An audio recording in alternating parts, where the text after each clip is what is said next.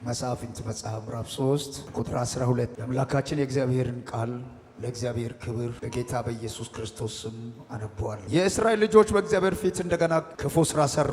በእግዚአብሔርንም ፊት ክፉ ስለሰሩ እግዚአብሔር የሞዓብ ንጉሥ ዕግሎምን በእስራኤል ላይ አበረታባቸው። የአሞን ልጆችና አማላቅን ወደ እርሱ ሰበሰበ።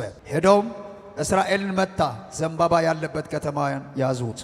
የእስራኤል ልጆች ለሞዓብ ንጉሥ ለዕግሎም 18 ዓመት ተገዙለት። የእስራኤል ልጆች ወደ እግዚአብሔር ጮኹ። እግዚአብሔር ቢንያማውያንን የጌራን ልጅ ናዖድን ግራኙን ሰው አዳኙን አስነሳቸው። የእስራኤል ልጆች በእርሱ እጅ ወደ ሞዓብ ንጉሥ ወደ ዕግሎም ግብርን ላኩ። ናዖድም 2 አፍ ያለው ርዝመቱ 1 ክንድ የሆነ ሰይፍ አበጀ። ከልብሱም በታች ከቀኝ ጭኖ በኩል አደረገው። ለሞዓብ ንጉሥ ለዕግሎም ግብርን አቀረበ። ዕግሎምም እጅግ ወፍራም ሰው ነበረ። ግብሩንም ማቅረብ በጨረሰ ጊዜ ግብር የተሸከሙትንም ሰዎች ሰደደ። ናዖድ ግን በገልገላ ከነበሩት ተክል ድንጋዮች ዘንድ ተመልሶ ንጉሥ ሆይ የምስጢር ነገር አለኝ አለ። ንጉሥም ዝም በል አለው። በዙሪያውም የቆሙትን ሁሉ ወጡ። ናዖድም ወደ እርሱ ቀረበ። እርሱም በሰገነት ቤት ለብቻው ተቀምጦ ነበረ። ናዖድም የእግዚአብሔር መልእክት ለአንተ አለኝ አለ። ከዙፋኑም ተነሳ። ናዖድም ግራ እጁንም ዘርግቶ ከቀኝ ጭኑን ሰይፍን ወሰደ፣ ሆዱንም ወጋው። የሰይፉ እጀታው ደግሞ ከስለቱ በኋላ ገባ። ስቦም ስለቱንም ከደነው። ሰይፍንም ከሆዱ መልሶ አላወጣም፣ በኋላ ወጣ። ናዖድም ወደ ደርብ ወጣ፣ የሰገነቱንም ደጅ ዘግቶት ቆለፈው። ናዖድም ከሄደ በኋላ ባሪዎቹ መጡ። የሰገነቱን ደጅ ተቆልፎ ባዩ ጊዜ ምናልባት በሰገነቱ ውስጥ ወገቡን ይሞክር ይሆናል አሉ። እስኪያፍሩም ድረስ እጅግ ዘገየ።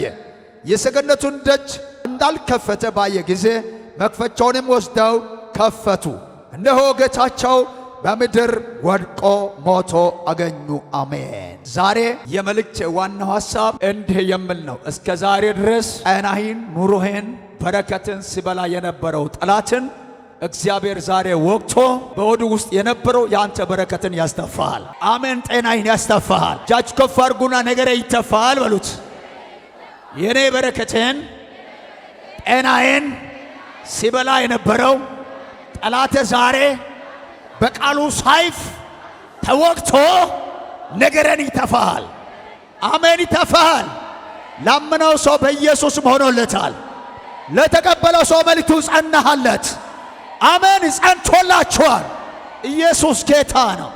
እና እዚህ ቦታ ላይ በጣም የሚገርመኝ ነገር እስራኤል ልጆች ደጋግሞ በእግዚአብሔር ፊት እግዚአብሔርን ሲበድሉ በእግዚአብሔር ፊት ክፉ ሥራ ሲሰሩ ነበር። በተለይ ከቁጥር 7 ላይ ስንመለከት የእስራኤል ልጆች ትላንት በምድረ በዳ ላይ መናን የመገበው እግዚአብሔርን፣ ትላንት ገዝቶ ከያዘው ከፋርዖን እጅ ያስመለጠው እግዚአብሔርን ትቶ፣ ትላንት ኤርትራ ባህር ለሁለት ተካፍሎ ያሻገረውን እግዚአብሔርን ትቶ፣ ትላንት ለ430 ዓመታት ያህል ገዝቶ የያዘው ከጨካኙ ንጉሥ ከፋርዖን እጅ እግዚአብሔር አስመልጧቸው ነበር። ያስመለጠው እግዚአብሔርን ትቶ ያኔ በታምራት የመራው እግዚአብሔር ወዴት አለህ አላሉ። እግዚአብሔርን በደሉ፣ እግዚአብሔርን አሳዘኑ። ከቁጥር 7 ላይ እግዚአብሔርን ትቶ ባዕልንና አስታሮት የሚባል ባዕድ አምልኮ አለ። እዛ ቦታ ላይ ስንመለከት ይህን ቃል ይናገራል። ከቁጥር 7 ላይ ባዕልንና አስታሮትን ይላል። አመለኩ። ማንን ትቶ? እግዚአብሔርን ትቶ አመለኩ። በዚያ ሰዓት የእግዚአብሔር ቁጣ በእስራኤል ላይ በኃይል ነደደ። እግዚአብሔር ተቆጣ። እግዚአብሔር አዘነ በእስራኤል ላይ። ካዘነ በኋላ ለማን አሳልፎ እንደሰጠ ከቁጥር 8 ላይ እንዲህ ይላል። ስለዚህ እግዚአብሔር ቁጣ በእስራኤል ላይ ነደደ ይልና በመስጴጦምያ ንጉሥ በኩስረስተም እጅ አሳልፎ ሰጣቸው ይላል። ተመልከቱ። ያም አስቸጋሪው ንጉሥ እስራኤልን ገዝቶ እንዲይዝ ሊከለክላቸው ይችል ነበር። እግዚአብሔር አውቆ ግን ለዛው ለጠላቱ አሳልፎ ሰጠ። ያ ሰው እስራኤላውያን ሕዝብ ለ8 ዓመታት ያህል ገዝቶ ያዘ። መከራ እንጀራን አበላቸው። ለ8 ዓመታት ያህል የጠላቱ እጅ በእስራኤል ላይ እንዲበረታ አደረገ። እጁ በእስራኤል ላይ አበረታ። እስራኤልን ለ8 ዓመታት ገዝቶ ያዘ። ያ ጨካኙ ንጉሥ ወያሉ መከራ በበዛበት ጊዜ፣ ጭንቀቱ በበዛበት ጊዜ፣ ስቃዩ በበዛበት ጊዜ ወያሉ ተመልሶ ወደ እግዚአብሔር እንደገና መጮህ ጀመሩ። ደግሞ ደጋግሞ ወደ እግዚአብሔር ይጮኻሉ። እግዚአብሔር ግን የምሕረት አምላክ ስለሆነ፣ የፍቅር አምላክ ስለሆነ፣ ዋጋ የተከፈለለት ሕዝብ ስለሆነ፣ የኪዳን ሕዝብ ስለሆነ እግዚአብሔር ጩኸታቸውን በሰማይ ሆኖ ሰማ። ብትበድልም እንኳን እግዚአብሔር ጩኸትን ይሰማሃል። ሰውነ ደክመ ልትሆን ትችላለህ፣ እግዚአብሔር ጩኸትን ይሰማሃል። እንደማንም ሰው ደክመ ልትሆን ትችላለህ፣ እግዚአብሔር ጩኸትን ይሰማሃል። እግዚአብሔር ጩኸቱን ሰማ። ከሰማ በኋላ አንድ ሰው ሊያድናቸው የሚችል ለ8 ዓመት ገዝቶ ከያዘው ከዛ ከጨከኙ ንጉሥ ሊያድናቸው የሚችል አንድ ጎቶልያድ የሚባል ሰው እግዚአብሔር አዳኙን አስነሳ። ጎቶልያድ ተነሳ፣ እስራኤልን ገዝቶ ከያዘው ከጨካኙ ንጉሥ አስመለጠ፣ አዳነ፣ ዳኑ። ከዛ በኋላ ምድር ለ40 ዓመት እስራኤላውያን አረፉ። ከጊዜ በኋላ ከ40 ዓመታት በኋላ ጎቶልያድ ሞተ። ጎቶልያድ ከሞተ በኋላ እንደገና በእግዚአብሔር ፊት ተመልሶ ሁለተኛ ዙር እግዚአብሔርን በደሉ። እግዚአብሔርን እንደገና ሁለተኛ ዙር በደሉ። እግዚአብሔርን ሲበድሉ አሁንም እግዚአብሔር በዙፋኑ አየና እንደገና ተቆጣ። ተቆጣና ዝም አለ።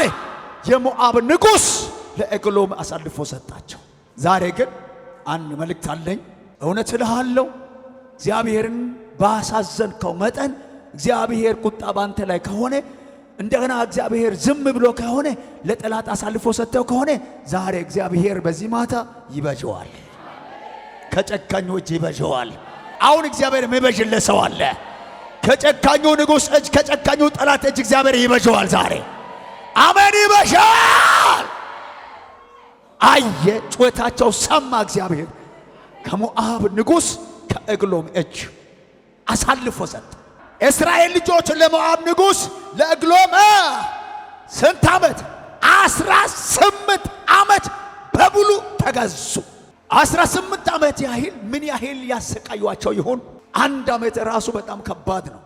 ግማሽ ዓመት 6 ወር ራሱ በጣም ከባድ ነው። ለ18 ዓመታት ያህል ሰው ለአንድ ጠላት መገዛት ማለት ቀላል አይመስላችሁ። አንድ ሰው ተገዛ ማለት ያ ሰው ገዢው እንደፈለገ ያደርገዋል። ሲያሻው ያስለቅሰዋል፣ ሲያሻው ያስርበዋል፣ ሲያሻው ያጠግበዋል፣ ሲያሻው ያዋርደዋል፣ ሲያሻው ከተዋረደበት ስፍራ አንስቶ እንደፈለገ ጥብጥቦን ይጫወታል። የገዛለት ጠላት ተገዙ። ለ18 አይል መጀመሪያ ለ8 ዓመታት ያህል ተገዙ። የተገዙት ጎቶልያድን አስነስቶ ከነሱ ካዳነ በኋላ ለ40 ዓመታት ያህል አሳረፈ። ለ40 ዓመታት ያህል አረፍን ብሎ እንደገና ጎቶልያድ ከሞተ በኋላ በእግዚአብሔር ፊት ክፉን ሰሩ። እግዚአብሔር ደግሞ በድጋሜ ተቆጣና ለሞዓብ ንጉሥ አሳልፎ ሰጣቸው።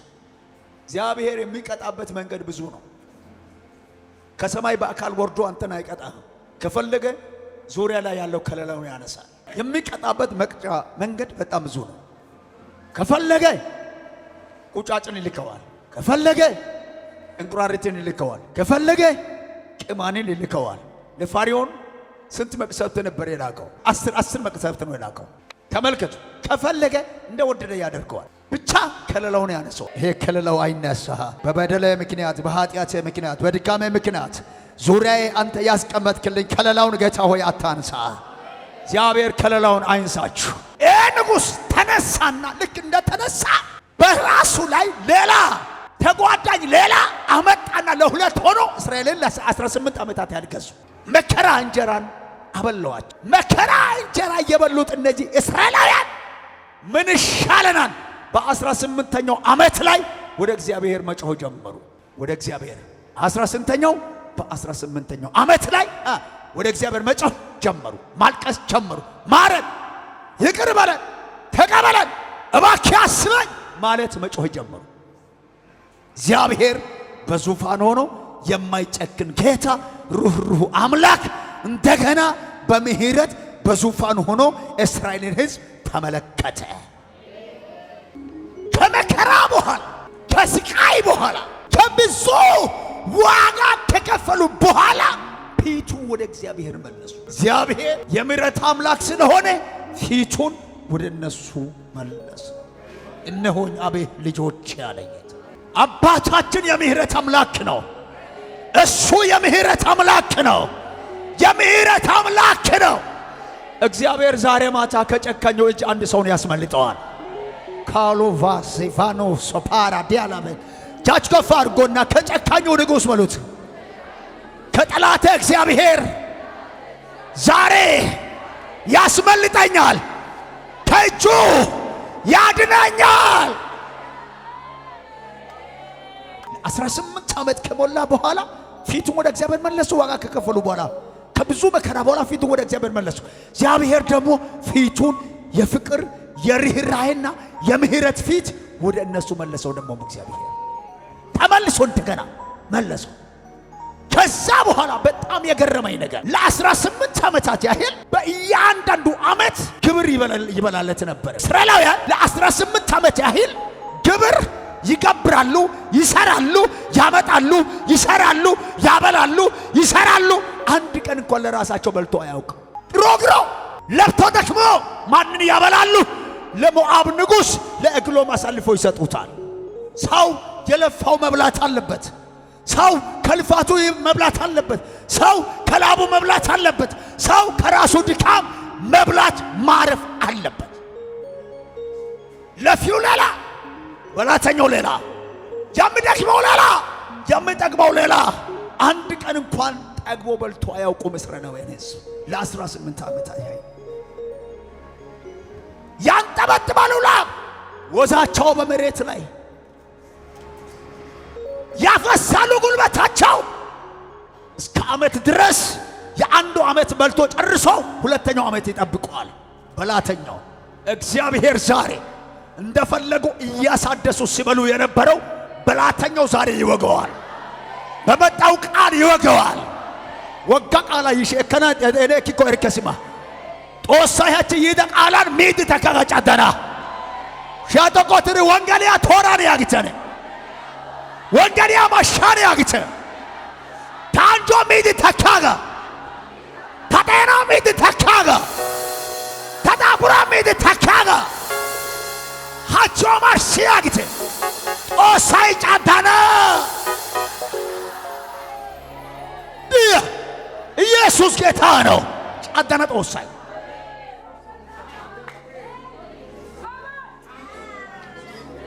ይለፋሉ፣ በላተኛው ሌላ ይደክማሉ፣ የሚበላው በላተኛው ሌላ። አንድ ቀን እንኳን ላባን ጠብጥቦ አያውቅ። አንድ ቀን እንኳን ዛባን ይዞ ኮትኩቶ አያውቅ። አንድ ቀን እንኳን በሬን ይዞ አርሶ አያውቅም። ሞፈርን ይዞ እርፍን ይዞ አንድ ቀን እንኳን መከርን ሰብስቦ አያውቅ። የእሱ ሥራ በወንበሩ ላይ ቁጭ ብሎ በመብላት ብቻ ነው። ለፊውስ ማን ነው? በላተኛውስ ማን ነው? አባት ዛሬ ይለየዋል። ካመንክ ግን እግዚአብሔር ድንበር ያቆመዋል። ሳትሞት በሕይወት እያለ የራሴ ትበላሃል። ተመልሶ ለ18 ዓመታት ያህል በላ፣ በረከታቸውን በላ፣ ላባቸውን በላ፣ የደከሙትን ድካማቸው በሙሉ በበላ ቁጥር ራሱ እየወፈረ ነው። እነሱ ግን እየቀጨጩ። እሱ ከዓመት ወደ ዓመት እየበላ ይወፍራል። እነሱ ከዓመት ወደ ዓመት ግን እየቀጨጩ ናቸው። ለመሆኑ የሚበላውስ መብላት የሚገባው ማን ነው? እስራኤል ሕዝብ አይደሉም? የሚደክሙት ማን ነው? አንድ ቀን ላብ አንጠብጥቦ አያውቅ። አንድ ቀን ድካም ስራ ሰርቶ አያውቅ። ግን ቁጭ ብሎ ይበላል። እያደገ ነው፣ እየወፍሬ ነው፣ እየሄደ ነው ቁጭ ብሎ። ትክክለኞች ግን እየቀጨጩ ናቸው። እግዚአብሔር አምላክ ድንበር ያቆመዋል። ዛ ኧረ በቃ በለን ብሎ ጮሁ ወደ እግዚአብሔር። በቃ በለን፣ በቃ በለን። በደላችን፣ ኃጢአታችን፣ ድካማችን አይተ እባክህ እባክህ እባክህ ራራሃልን፣ አታሰቃየን፣ እባክህ ራራሃልን አሉ። እግዚአብሔር ግን ከሰማይ ሆኖ ራራላቸው። አሁንስ የሚያርፉበት ጊዜ ደርሷል። አይኖቼ ወደ እነሱ መልሼዋለሁ። ጩኸታቸው በፊቴ ተሰምቷል። እንባቸው፣ ጸሎታቸው በፊቴ ሞገስ አግኝቷል። ላሳርፋቸው። ማን ነው የሚያሳርፈው ብሎ እግዚአብሔር በእስራኤል መካከል ተመለከተ። አየ ሲፈትሽ አንድ ናኦድ የሚባል ግራኝ ሰው አገኘሁና ናኦድ ሆይ ተነስ፣ ሕዝበ እስራኤል ለ18 ዓመታት ያህል መከራ እንጀራ በልቷል፣ ታሳርፍ ዘንድ እኔ ካንተ ጋር ይሆናለሁ። ተነስ አለው። አስነሳው። ልክ ጎቶልያ ላይ የወረደው መንፈስ መጣና በናኦድ ላይ ወረደ። ተነሳ። እንደ ተነሳ በተነሳበት ጊዜ ጨካኝ ሆኖ ተነሳ። አው ሃሌሉያ!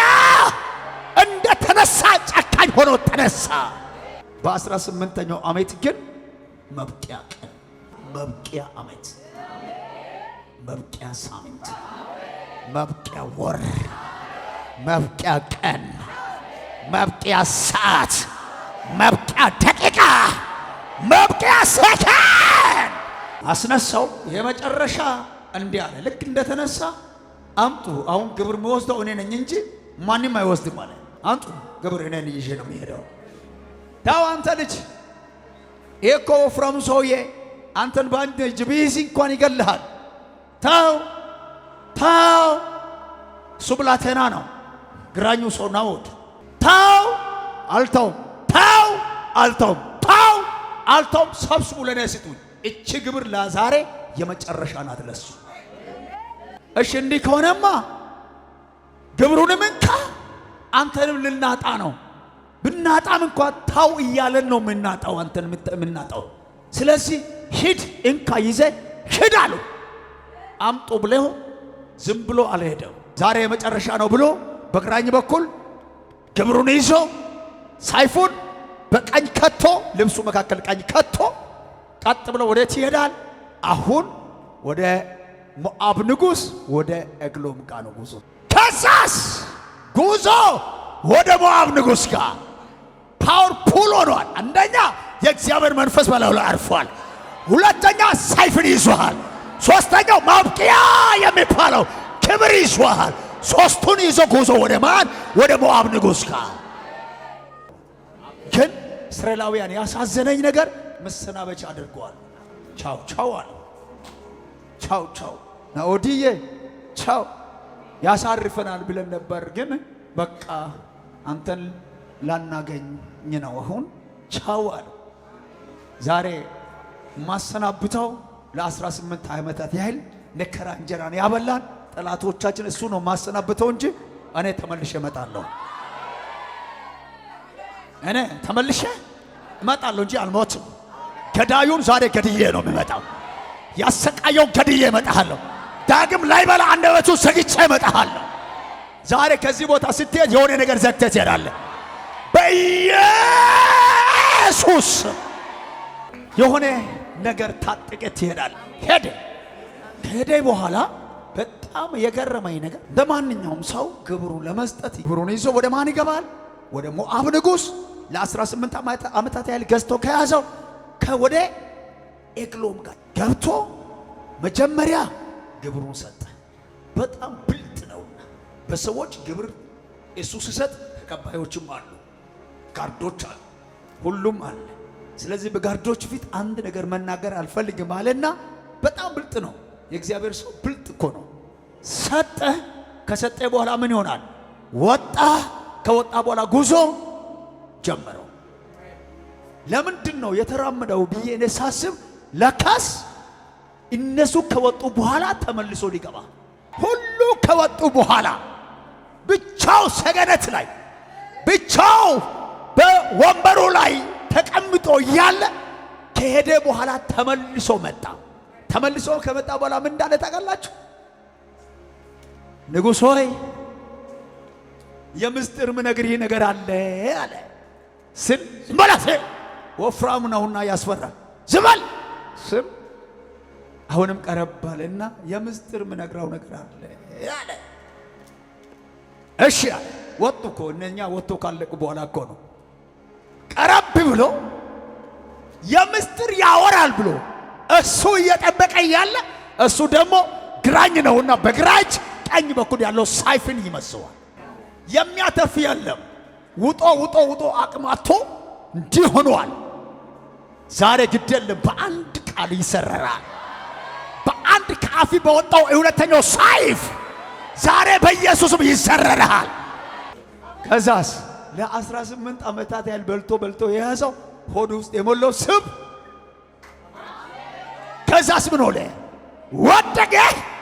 ከወደቀ በኋላ ወጣና በሩ በለውሎ ምን አደረገ? ዘጋቸው። ዛሬ አጠገብ ያለ ሰው ያዘውና እንዲህ በለው፣ ለዘመናት በለው እስኪ ያሰቃየው ጠላት ታሰናብተዋለህ። አሰናብተዋለሁ ምን ሰው ካለ አሜን ይበል። በድጋሚ በሉት የመጨረሻ አሜን። አሜን ማለት ይሁን ተስማምቻለሁ ማለት ነው። ዘጋና ቻው ቻው ቻው ቻው። እኛ ከዚህ በኋላ ምን ሆነናል? አርፈናል አለና ጉዞ ወደ እስራኤል ጋር ሲሄድ ናኦድዬ መጣ እንደ አዎ መጥቻለሁ። ምን ሆነ ነው የመጣው? አዎ አርፈናል። እንዴት አርፈናል? አላመኑም። አርፈናል ለ18 ዓመታት ያን በልቶ የያዘው አሁንም ሊበላ ተዘጋጅቶ እያለ እኛ እንደ ታው አንተ ልጅ ተው አርፈናል ስላላመኑ እነሱ ደግሞ አባታችን ጌታችን እያሉ በሩን ቆልፎ ሄደ። በቃ ከሄደ በኋላ እነሱ ይጠብቃሉ አለ። በአባቴ ፊት ቆሜ ነው ማወራው ለአንድ ለተቀባዩ ሰው ከዛሬ ማታ ከዚህ ሰዓት ጀምሮ ማለት ነው እውነት እላለሁ የትጊ ሃይቀና እንደሽን ሃያና ተወሰወሪስ አርፈሃል። የትም ይጓዝ የትም ይሄድ አርፈሃል። ከዚህ በኋላ ማክሸፊያ ባንተ ውስጥ አለ። ማክሸፊያ ወንጌል ይዘሃል። ወንጌል በልብ ውስጥ አለ። ወንጌል ይዘህ ጠላትን ተዘርረዋል። እንደ ጮጋራ፣ እንደ ኩላሊት፣ እንደ ልብ፣ እንደ ወገብ፣ እንደ እግር፣ እንደ ሱካር፣ እንደ ደም ግፊት እንደዛ የባጡን የቆጡን እያስወራ ያሰቃየው ጠላት ዛሬ በኢየሱስ በስተመጨረሻው ቆዩ እስኪ ስፖርትን ይጭረስ ሳሉ ጠበቁ። በሩ ተቆልፎ እምቢ አለ። መጨረሻው ሰብሮ ሲገቡ በፊት ይዝጎት ብሎ ወርቋል። ጌታችን ምን ሆናል ብሎ ሲያነሱ ሰይፉ ገብቷል ሆድ ውስጥ አለ። ሰይፉ ደግሞ ውፍረቱ በጣም ኃይለኛ ስለሆነ ስለት ብቻ አይደለም እጀታውን ጭምር ገብቷል ሆድ ውስጥ። ጌታችን ምን ሆነ ነው? የለም ጌታችን ሄዷል። መንፈሱ ሞቷል። እውነት እላለሁ አትሰቃየም። የተመታ ይሆን አትሰቃየም። ጌታችን ፕሪፓሬ ኮን ስንበላ ነበረ። ጠግበን ኮን የምንኖረው ባንተ ምክንያት የለም። ከዚህ በኋላ አትበሉ። ተረጂው ሁለቱም ዛሬ ማታ ተሰናክሎ ይወድቃሉ። ለ8 ዓመት የተሰቃዩ ለ40 ዓመታት ያህል አረፉ። እዚህ ጋር ለ18 ዓመታት የተሰቃዩ በሙሉ ለ7 ዓመታት። ትንቢተ ኤርምያስ መጽሐፍ ምዕራፍ 51 ከቁጥር 44 ያገኘ ሰው ቶሎ ያምዱልኝ። በባቢሎን ውስጥ ቤልን ምን አደርጋለሁ? እቀጣዋለሁ። ቤት ውስጥ ባቢሎን ውስጥ ምንን? ቤልን ምን አደርጋለሁ? እቀጣዋለሁ። ባይዘዋይ ቤል ማለት እኮ ከናኦድ የምትናነስ ማለት ከኤግሎም የምትናነስ አይመስላችሁ። ኤግሎምን በላተኛ ነው፣ ቤልን በላተኛ ነው። ታዲያ በአነ ጎቻነ የተግዶ ኦና ሰሩ ጊዜ ከነ ኡብ ከሚያጋ ሀቃ ቤል ሰርቶ ያቃል ወይ ኮትኩቶ ያቃል፣ አርሶ ያቃል፣ ነግዶ ያቃል። የተሰራው የበቀለውን ያደገውን ፍሬውን ቁጭ ብሎ መብላት ነው ይቤል። አባተ ዛሬ በኢየሱስ ስም አፉን ይዘጋዋል። የዋጣው ታፉ አስተፋለሁ። ታፉ ምን አደርጋለሁ? አስተፋለሁ። ከዚህ በኋላ የእግዚአብሔር ቅጣት በእነሱ ላይ መጥቷል። እግዚአብሔር ይቀጣቸዋል። አጠገብ ያለው ጌታ ይቀጣዋል። ጠላትን ጌታ ይቀጣዋል። እኔ የሩቁ አይደለም እያልኩ ያለው አሁን ይተፋሃል። ጤና ይተፋሃል። ኑሮ ይተፋሃል። በረከት ይተፋሃል። ለአንተ የተባለ ሁሉ ዛሬ ይተፋሃል። በአንተ ምክንያት የሌሎች ጉዳይ ይተፋዋል። በአንተ ምክንያት የአባት ጉዳይ፣ በአንተ ምክንያት የእናት ጉዳይ፣ የወንድሞች ጉዳይ፣ የእህቶች ጉዳይ፣ የዘር ማንዘር ጉዳይ ዛሬ ይተፋል። አው ይተፋል። የገረመኝ ነገር አንድ ነቢይ ለነነዌ ሸክምን ይዞ የሚንቀሳቀሰው አንድ ነቢይ አለ። ያ ዮናስ የሚባል ሰው ነበር። ዮናስን ከዕለታት አንድ ቀን አሳው ዋጠ። አሳው ከዚያ በፊት ሌላውን እየዋጠ ዳይጀንሱ በጣም ይሰራለት ነበር፣ ጮጋሮ ይፈጭለት ነበር። ዮናስን ከዋጠ በኋላ ግን የዮናስ ጉዳይ ለአሳው ትንክርቱን ፈጠረው። ቱካሊፋኖ ቬላሴንዳሎቮ ክራስ ካቶርዳኒ ማህዲያ ሌቫንዳ ኪያላ ሶታራሸን ውጪ ዛሬ ምንድነው የዋጥኩት አለው። ለ3 ቀንና ለ3 ሌሊት አሳው ተሰቃየ፣ መከራ በላ። ምን ላድርገው? ወአቤል ከሆዱ አይወጣም። ዮናስ ቀኑ እስከሚደርስ ድረስ ቁጭ ብሏል ሆዱ ውስጥ ተሰቃየ። ጊዜው ሲደርስ እግዚአብሔር አሳው ካዘዘ በኋላ አሳው ደስታን አልቻለ። ለማየት ያብቃ። ዛሬ ማታ ጸጋ፣ ራእዩ፣ ጤናው፣ በረከቱ፣ ስኬቱ and so on ይቀጥልሃል። ኤቭሪቲንግ እያንዳንዱን አባቴ ዛሬ ያስተፋዋል። ልተንብላችሁ እንደ እግዚአብሔር ሰው ከዚህ በኋላ ጠላት ሲያለቅስ ታያለ። እንደ እግሎሞቹ ከዚህ በኋላ ሲያለቅሱ ታያላችሁ። ይህ በክርስቶስ ዓለት ላይ የተመሰረተች ዓለም አቀፍ ቤተክርስቲያን የዩቲዩብ ቻናል አገልግሎት ነው። ይህንን ቪዲዮ እስከ መጨረሻው ስለተከታተላችሁ ከልብ እናመሰግናለን። ሌሎች እንደነዚህ አይነት መንፈሳዊ አገልግሎቶች እንዲደርሷችሁ ይህንን ቻናል ሰብስክራይብ፣ ላይክ፣ ሼር በማድረግ ለሌሎች ይህንን አገልግሎት እንድታጋሩ ስል በጌታ ፍቅር እንጠይቃችኋለን። ይህንን አገልግሎት መደገፍና ማገዝ የምትፈልጉ ከስር በምትመለከቱት በባንክ አካውንቶቻችን ላይ አቅማችሁ የቻለውን በመደገፍ አገልግሎቱ እንዳይደክም ለማድረግ ለማገዝ የምትፈልጉ ማገዝ የምትችሉ መሆኑን በጌታ ፍቅር እናሳውቅ እንወዳለን። ይህ በክርስቶስ ዓለት የተመሰረተች ዓለም አቀፍ ቤተክርስቲያን የአገልግሎት መስመር ነው።